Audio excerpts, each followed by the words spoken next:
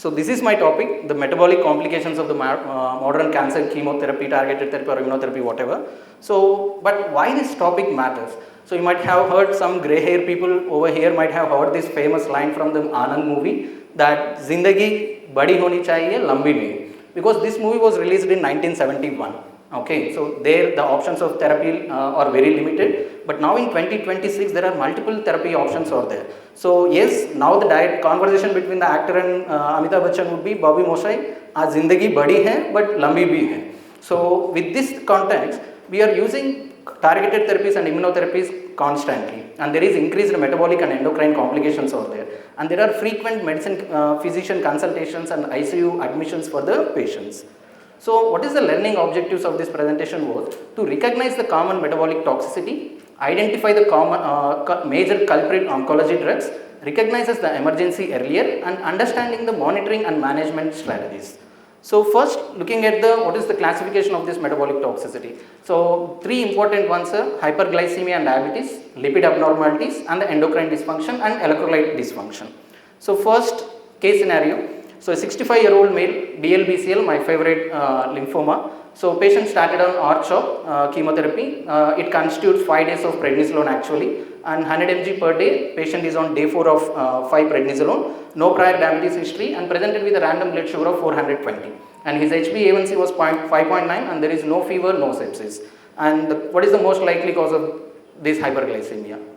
I think it is a no-brainer. It is just a steroid-induced hyperglycemia. So the mechanism of action, why this happens, is mainly because of the insulin resistance, and to certain extent it is because of the relative insulin deficiency. So why we need to know these things, sir? See, this might be like leukemias, lymphomas, myelomas. So these are the common conditions where we use steroids left and right actually. So steroids are the backbone for the management of all these things. But if you look at the fourth cause, that is anti-emetic.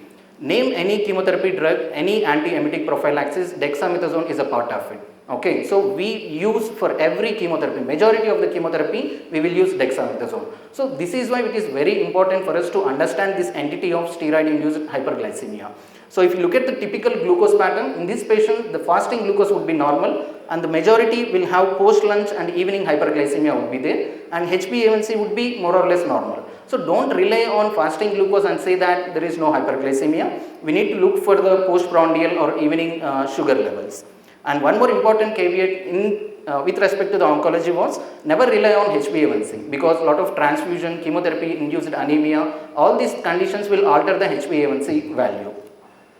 So next scenario, 58-year-old, all these scenarios are live patients, which are my patients actually. 58-year-old woman, metastatic hormone positive breast cancer, PIK3 mutation positive. Patient has been started on alpelisib and fulvestrant. There is no prior diabetes history. Random blood glucose was 385. HbA1c normal, no fever, no sepsis, and no obesity. See, there are two drugs in this presentation. One is alpelisib and another one is fulvestrant. So anyone can name which drug might have caused this hyperglycemia? Just random. Alpelisib or fulvestrant? Okay, PIK3CA inhibitor, that is alpelisib. So that is the most common and dreadful drug, okay, because it will cause hyperglycemia like anything. So patients who are hormone receptor positive, metastatic CA breast patients, when we are prescribing alpelisib, we have to be very, very careful. We have to monitor the sugar. So this pathophysiology is, it destroys the pancreatic cells, and it also in the periphery it causes the insulin resistance also. One important thing was the monitoring of the patients who are started on this alpelisib. Every week we need to do the sugars initially, and after 2 weeks we need to do it once in every 2 weeks. So after that we need to follow it for up to a period of 3 to 4 months actually. So this is very important, and the first line of treatment, if at all if any hyperglycemia is there, the first line of treatment for this patient is alpelisib induced hyperglycemia, it is metformin. Metformin is the first line of treatment. If it is a severe hyperglycemia, then we can consider using insulin. The important point is, majority, the actual dose of alpelisib is 300 mg. Majority will not tolerate that because of this hyperglycemia rash issues. So there we will reduce the dose to 150 mg. So this is another important drug in the oncology where we see this diabetes. Again, the third scenario, and this is the most famous one, because we often miss these cases actually in our day-to-day practice. 60-year-old man, metastatic NSCLC, receiving pembrolizumab, that is an immunotherapy drug. no previous history of diabetes, presented to casualty actually with polyuria, polydipsia, nausea, vomiting, and an evaluation found to have diabetic ketoacidosis. So this is the most common or easily missed diagnosis. We have to, whenever a patient is on immunotherapy and presents with this presenting condition, always look for the drug. It is a drug-induced diabetic ketoacidosis. Okay, so first identify the drug rather than the disease. So what is the mechanism for this one was the antibodies which are produced, it will destroy the beta cell in the pancreas and it will lead to absolute insulin deficiency. That's why it will cause diabetic ketoacidosis. In alpelisib induced hyperglycemia, steroid induced hyperglycemia, the chances of diabetic ketoacidosis are very less. Whereas in case of pembrolizumab or immunotherapy induced hyperglycemia, the diabetic ketoacidosis is quite common because there is an absolute beta cell destruction, absolute insulin deficiency. So these are the common three things, that is the hyperglycemia with respect to oncology. Hyperglycemia is very common. Steroids and PI3 inhibitors are the major causes. ICI, that is immunotherapy related induced diabetes, is rare but it is very dangerous. So it is not a type 2 diabetes. So we have to aware of the mechanism and then accordingly treat the patient. So next, coming to other things, that is lipids. So lipids in cancer biology, it is a double-edged sword actually, because in the initial stages, lipids are required for the tumor growth. So for the synthesis of the membrane, which will essential for the rapid proliferation of the cancer cells. So to meet the high energy demand, these fatty acid oxidation, and then to mediate certain signaling pathways which are responsible for the tumor growth. So for all these conditions, lipids are required. On the other hand, so once the cancer has grown and it has gone to the advanced stage, it itself again causes loss of adipose tissue and cancer cachexia. So lipids are like a double-edged sword actually. Initially it promotes the tumor growth and in the end it leads to the cancer cachexia. So and then there are multiple mechanisms how the drugs which we use in cancer leads to the dyslipidemia. So the most common one is increased production or decreased clearance or insulin resistance or the systemic inflammation. So these are the major mechanisms by which it will lead to dyslipidemia. So these are the list of drugs. I will just tell you 2-3 important drugs in our day-to-day practice. So the common ones is which we use in the breast cancer, that is anthracyclines, doxorubicin and epirubicin. So these are the drugs which can cause this dyslipidemia. And then everyone might have seen this movie Gitanjali. Anyone knows what is the diagnosis of character Nagarjuna in Gitanjali movie? Some leukemia. Any guess which leukemia? It is a chronic myeloid leukemia. Okay, and in the cinema, conveniently Nagarjuna will be killed at the end of the cinema, I guess. But this is way back. Now we have multiple drugs out there: imatinib, dasatinib, nilotinib. All these drugs are used for the chronic myeloid leukemia, and the cure rate in this chronic myeloid leukemia with all these drugs is almost like 95%. So if Maniratnam has to make the movie again in current scenario, I think he has to change the diagnosis of character Nagarjuna. So, and then that is one important, but I have following the previous talks regarding the statins, as Jagdish sir is in the panel. So we need to remember this imatinib, dasatinib, all these drugs are there. We need to be very careful when we are prescribing along with the PPIs. So dasatinib should never be prescribed with the PPIs. See, the chronic myeloid leukemia patients will survive for years. They will come to us only once in 4 months or once in 6 months, once the disease is under control. So whenever they go to the physicians with a problem of this acidity, which is the common thing we will see, and they will prescribe these PPAs. So be aware, whenever a patient diagnosed with an CML on dasatinib, never prescribe proton pump inhibitor. Similarly, when you are using imatinib and you are prescribing simvastatin, it can lead to the myopathy. So this is another thing. And the third important one, lorlatinib, which I call it as a wonder drug in the CL lung, metastatic CL lung, because the survival rates has increased almost to, in stage 4 lung cancer, ALK mutation, the survival has increased to 7 years actually. It is a wonder drug.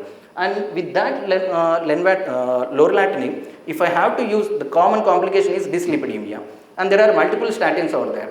But we have to avoid atorvastatin and we need to give only rosuvastatin. This thing we should remember, because along with lorlatinib, if you use atorvastatin, it can lead to the decreased efficacy. So these are the minor things, so which you will not encounter in day-to-day practice, but at least go through the history, and whenever you are prescribing, please check the interaction. So that is the bottom line of my presentation. So another important scenarios, this might be more relevant for the physicians because the breast cancer patients after completion of chemotherapy, we will keep them on letrozole or tamoxifen for almost a duration of 7 to 10 years. Okay, so they would be following, they would be leading their normal life and would be following with the physicians. So we need to be very careful. The most common complication of these aromatase inhibitors is dyslipidemia. Similarly, in the males, the counterpart, if you see, in the prostate cancer, we will use ADT. Even in this scenario also, the survivals are significantly better. So again, the common complications of ADT is dyslipidemia. So be careful while prescribing any medications for this one and be aware of the drugs which will cause this dyslipidemia. So the management, as I mentioned, baseline we have to monitor lifestyle modification. Statins are the first line therapy, and before prescribing statin, make sure which statin you are prescribing depending on the drug interaction. And then the third one is electrolyte abnormalities or disorders in the oncology. Everyone might be knowing this hyponatremia, tumor lysis syndrome, Cairo-Bishop criteria. So I don't want to talk or go into details of all these things. So there are multiple reasons for this one. The tumor lysis syndrome happens in the leukemias and lymphoma or any germ cell tumor with significant tumor burden. So these are the conditions where you will see this tumor lysis syndrome. But the important or the neglected one is this, that is hypomagnesemia. So we will see commonly, like for the metastatic CA colon patients, we will use a drug called as EGFR inhibitor, that is cetuximab or panitumumab. And most often they will present with this weakness, myalgias and all those things. And the main reason for that one is magnesium wasting. So this is the most neglected electrolyte, I should say, in oncology, because we will concentrate mainly on the sodium, potassium and all those things. That's why I just wanted to highlight this drug, that is magnesium. So give some attention to the magnesium. So because the common drugs we are using left and right nowadays, so cisplatin and EGFR inhibitor can cause this magnesium deficiency.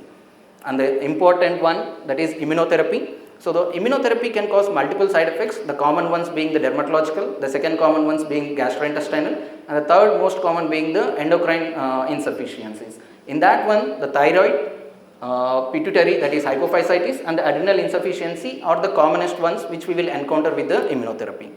So ICI thyroiditis, it is the most common endocrine side effect. Initially they will present with transient thyrotoxicosis and then followed by the hypothyroidism. And then the management of this hypothyroidism is very important. So one thing you just have to remember, if there is an elevated TSH, in spite of normal T4 or elevated low T4, we need to start on thyroxine if the TSH is more than 10. So just remember this value. If the patient, even if the patient does not have any symptoms, the T3, T4 are normal, TSH is elevated, that is more than 10, and patient is on immunotherapy, we need to start on thyroxine replacement. So that is an important point. Next, the second most common thing, hypophysitis and an adrenal insufficiency. I will just give a clinical scenario, like patient presenting with headache, fatigue, hypotension, hyponatremia, nausea, weakness and dizziness. So if any patient on immunotherapy presenting with these complaints, two differential diagnoses should be there. One is primary adrenal insufficiency and second one is hypophysitis. But how will we differentiate between these two things, sir? So in hypophysitis, there is a decreased ACTH and decreased cortisol leading to, and then aldosterone would be normal and the potassium would be normal. Whereas in case of the primary adrenal insufficiency, the cortisol will be low but the ACTH will be high, and the aldosterone will be low and the potassium will be high. So whenever you encounter this symptom, because the symptoms what I have quoted will be seen in both the conditions, so how we can differentiate is by doing ACTH, cortisol and then electrolytes. So these are the differentiating features between the both. And again, I think I don't have to say to the physicians over here, always treat the hydrocortisone first and then followed by the levothyroxine. Otherwise, it will, because I have seen a case personally, okay, so it will lead to adrenal crisis, okay. So and then management of this immunotherapy related hypophysitis or thyroiditis, or for grade 1 or grade 2, we don't have to stop or interrupt any immunotherapy, we can just observe. But for grade 3 and grade 4, we may give some interruptions. We can start some low dose steroids, and then if not responding, we can go ahead with the IV steroids. So some VEGF inhibitors, in this one you just have to remember lenvatinib and axitinib. These are the drugs which frequently causes hypothyroidism. So summary, thyroid dysfunction is the most common, hypophysitis is the high yield, and always suspect immune related adverse event in immunotherapy patients. So the take home messages is think drug before the disease.